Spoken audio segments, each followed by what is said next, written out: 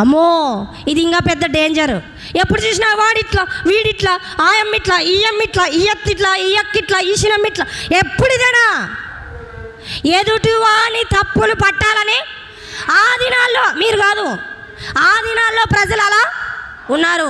ఈ దినాల్లో కూడా ఉన్నారా? నీవు అలా ఉన్నావా? జాగ్రత్త. ఇర్మియాతోనే చెప్పాడు ఆ ప్రజలు అలాంటి వారని. ఈరోజు నీతో కూడా మాట్లాడిస్తున్నాడు, నీతో కూడా మాట్లాడుతూ ఉన్నాడు ఆ మాటలు. నీవు అలా ఉన్నావా? సహోదరుని నమ్మకుడి, పొరుగువాడిని నమ్మకుడి. కొంపలు ముంచుతారు, అంతా నాశనం చేస్తారు అంటుంటారు కదా. పక్కన వాళ్ళ మాట ఇని వచ్చేలోపంట ఇల్లు గుళ్ళయి ఉంటుందంట. ఏమవుతుంది? మరి మనం మాట్లాడుకోకూడదులే, అవన్నీ వదిలేద్దాం. అందరూ ఏం చేస్తుంటారంట, ఎదుటి వాని తప్పును నీ తప్పులు ఎప్పుడు పట్టుకుంటావు? నీ బ్రతికి ఎప్పుడు చూసుకుంటావు?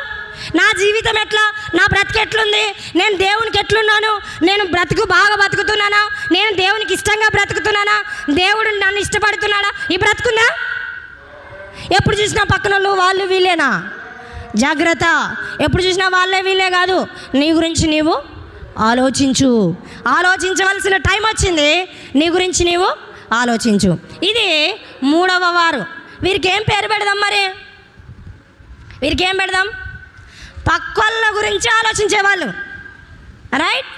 వాళ్ళ గురించి నా కుటుంబం ఎట్లా, నేనెట్లా, నా ఆరోగ్యం ఎట్లా, నా పిల్లల పరిస్థితి ఏంటి, నా కుటుంబం ఎట్లా, నా భార్యను ఎట్లా చూసుకో, ఇది కాదు. Any time out of coverage ఏరియానే అంతా. మీరు ఫోన్ చేస్తున్న number out of coverage area, అంతా పక్కన వాళ్ళ గురించే. ఇంటర్నెట్ వర్క్ ఉండదు. జాగ్రత్త.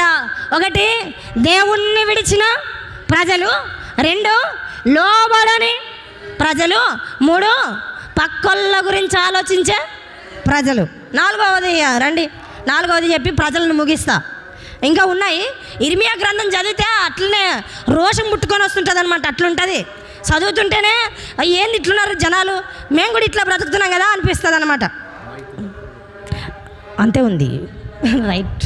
కొంచెం వాయిస్ రైట్. 9వ అధ్యాయం ఇర్మియా